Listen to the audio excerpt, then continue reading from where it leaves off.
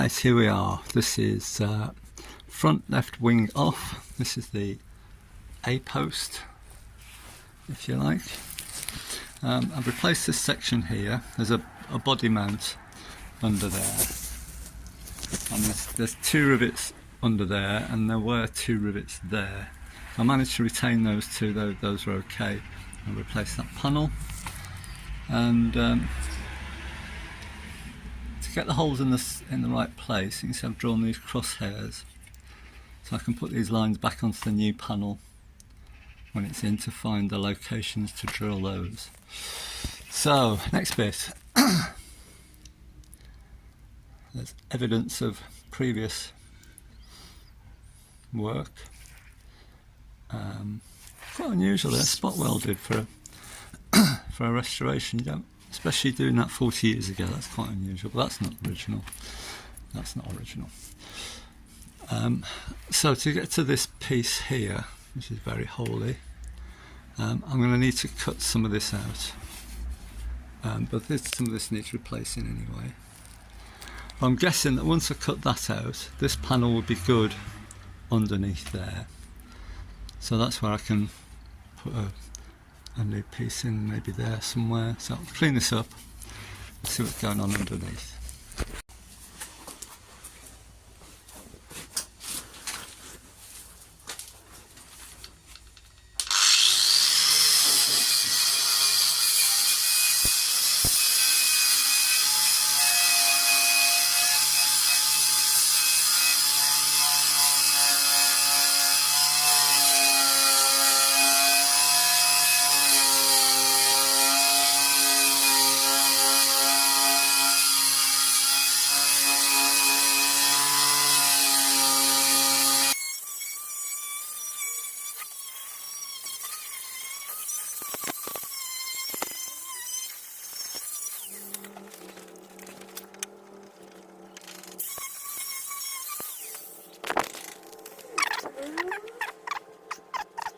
Right, I think that's what I want. Add on 70 there, 30 there, somewhere in between, 10mm there. Alright, where are we? We're on the left-hand sill, if you like. I'm on a voyage of discovery. This has obviously been replaced. I've replaced that section there, still needs dressing and cleaning. But just been having a look at this and digging down beneath the fill and see what we've got.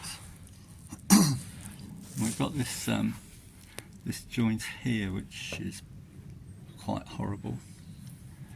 I'd like the sill to wrap underneath that and be welded from underneath. So I don't like that. Lots of hammer marks, don't mind that, don't mind skimmer filler. And then where it comes over the step,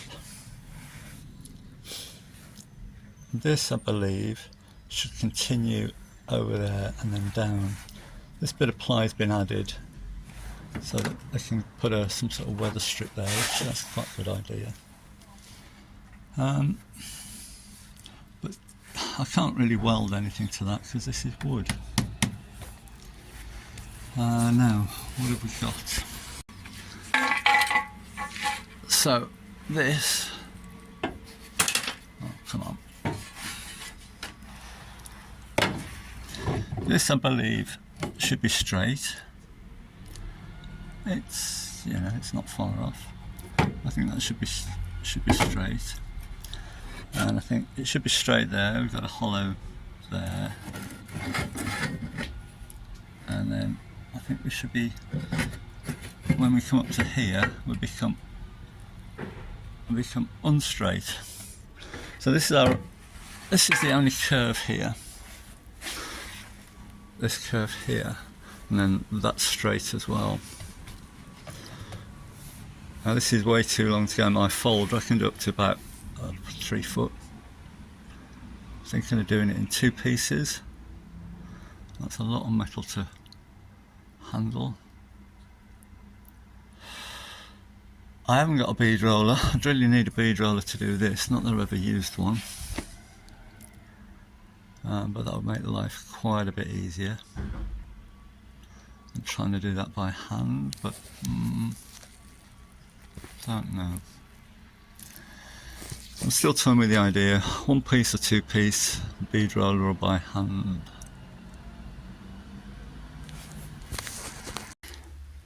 Right, I'm going to go in one piece. So here's my masking tape pattern, and I've marked, this is the top of the first bend, this is the bottom of the first bend, and this is where it folds over into the car. And it's fairly flat. I might have to do a little bit up here because it's the car curves at that point, but these folds are pretty straight. And here's my blank, and I've got the first fold which will go under the sill, and I've done that with a couple of folding bars. I mean, with all my panels I need a skimmer filler, that doesn't bother me. So I'll try and get these, bend this over some scaffold pipe here for when I do the other side. There, bending it over this pipe, and this is a template, and this is a template taken off the previous repaired wing, so this may not even be right, but template. And you can see I've got, this is the bottom, this is the front, so if you look at the F, and that's not bad before it starts to go the other way, and then line up the rear,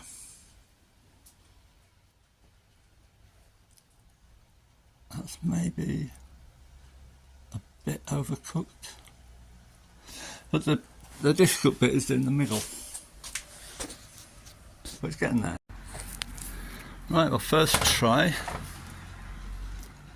and it fits nice on the bottom, that lip's underneath, fits good that end, look down the back, tight, and then it creeps away there, and we got about 3/4 of an inch gap that end. If we look at this, well, this should be straight, I don't know, but we're straight at the bottom, and we're straight, pretty much straight. In fact, there's a hollow just there, which that shouldn't be there, I don't think, and it's pretty much straight. And as we come up here, and at that point we're about an inch down from the top, it becomes unstraight. So I'll stretch it here, I believe, to make that come around. Right, and that's what it looks like with the outer sill off. So there's two braces, one there and one right underneath that locator. I can't tell if this is original. It looks original. It's quite nicely done anyway. There's a gap here where the chassis comes through here to support this timber. Got to finish this off here because that end panel's all to cock, so that will go in there somewhere. So I'll get that painted up, but I'll just try this. This is, it did sort of fit before I took the old sill off, so let's see how it looks now. Fixed up, new captive bolts in the ends there because they were a bit rotten. This is sort of made. The red line is where I want to tip it. And I've ordered a bead roller, so we'll see what we can do with that. And then it's ready to weld on, I think. That's all done there. Still on the sill. This is the side I'm not working on. And these are some sort of replacement sill. And if you look at this, how this is just folded over here, then the wood's exposed. That's not right. I don't think it's right. I'll put a clip in now of the car on Bangs and Cash that sold. Filthy, absolutely filthy everywhere. And I've just got this feeling that it's going to make a nice motor. I always like the dashboard in it. Dashboard's wood, as you can see, with a nice big oval clock, look. Like a little bit sort of Art Deco, is it? Whatever, I don't know. Anyway, very attractive looking dashboard in them. Nice big doors, you can see. Shut really well. Look at that. You know, for a motor that's not been messed about with, that's a clever idea, look. Just a locator down the bottom there. Can you see? What a clever idea that is, isn't it? But got the makings, I think, of a nice car. That's what the previous owner's done. He's put an extra strip of plywood in here, and a flange which is nailed or screwed to this, so he can put a weather strip on, a seal, which I quite like that idea. Let's go to the other side now. I want to make as much as I can off the car. So if we do it the way that I think it was done on Banks and Cash, that's the sort of profile of the sill. And how the previous owner did is he put this on top of the horizontal, but that left that open seam all along the, and that's an awful lot of welding or problem area. So I want to do it like that, and then I can plug weld it from underneath. But I don't think if I made it in one go I'd be able to get that under there and over there when you're on this big rigid sill. So I have another idea. Instead of bending that down there,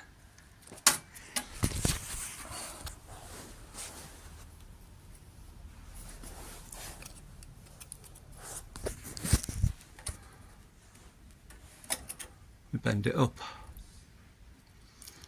and that will create my flange. There's the old flange there, look, for the weather strip, and I can weld on a few tabs,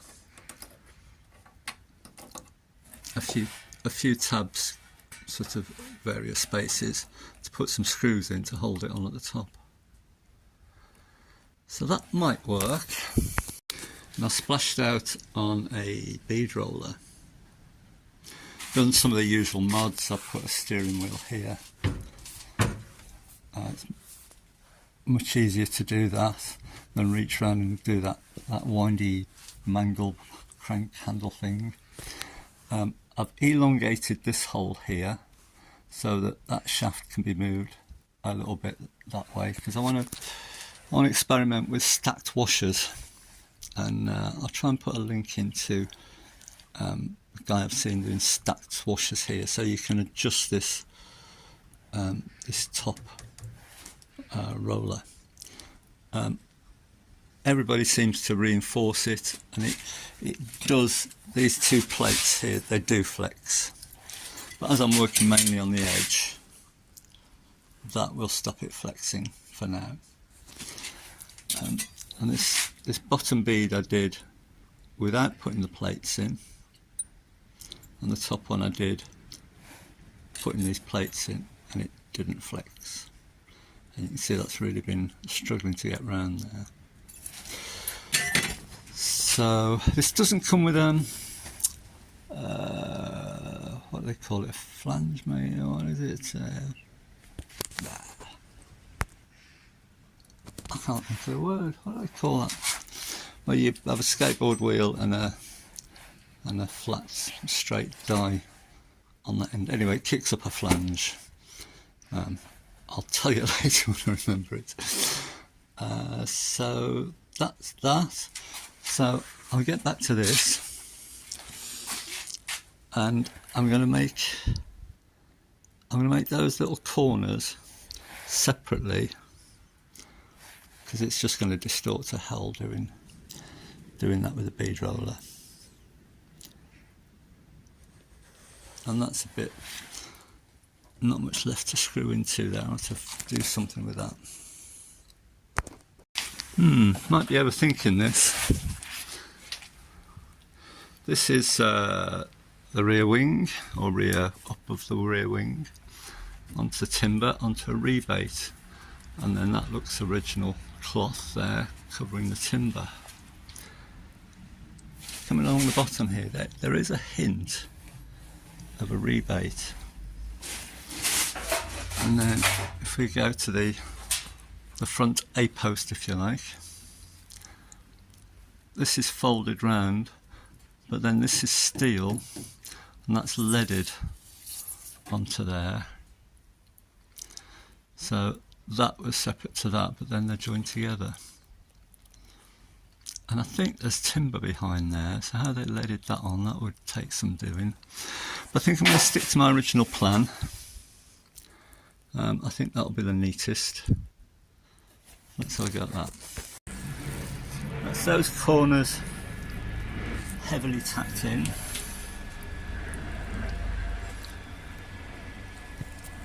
And that'll help me because it does weird things here on the corners. That'll help lock it in place. So I can take that off and weld that up now. Still needs some more welding and cleaning up, but just make sure everything fits first. That seems to be alright. Hinge goes right on top of that. It's fairly tight along there. A little gap there which I think I can pull in.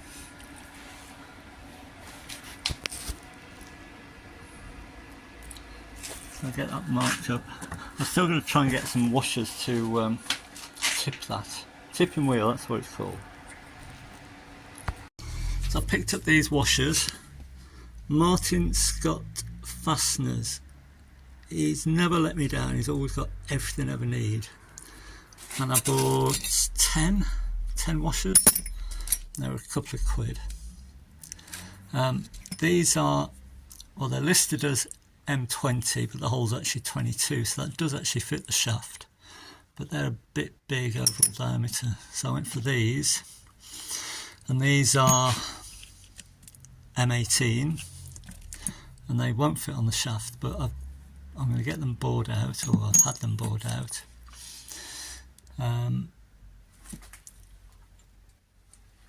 And then I can try and make some dies out of them. So if you want anything from him, he'll do mail order. And he's got metric, imperial, all sorts of different stuff there. One-man band, worth using.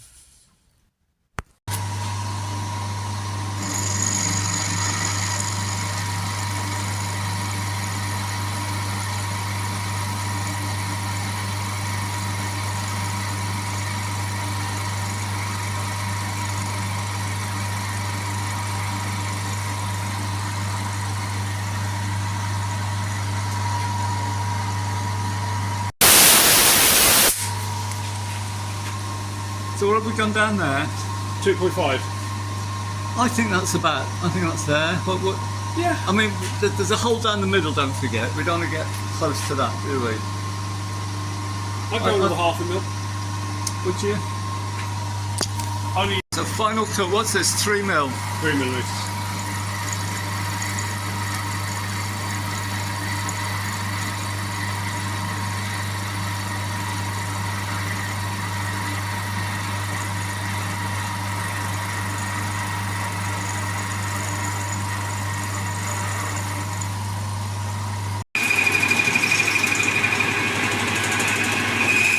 I've got this tapered bar, it's actually a triplet. It's for making rings round. And that wedges on there. And then I've got one of those. And that spins. Well, you get the idea, don't you?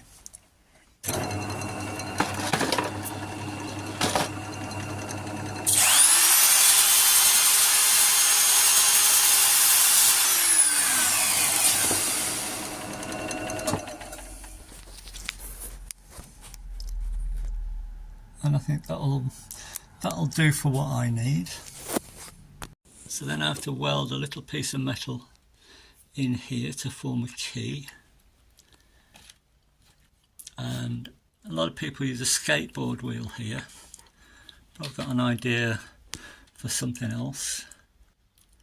That's all I'm doing for now, so I'm going to cut this video short here and see what happens in the next one.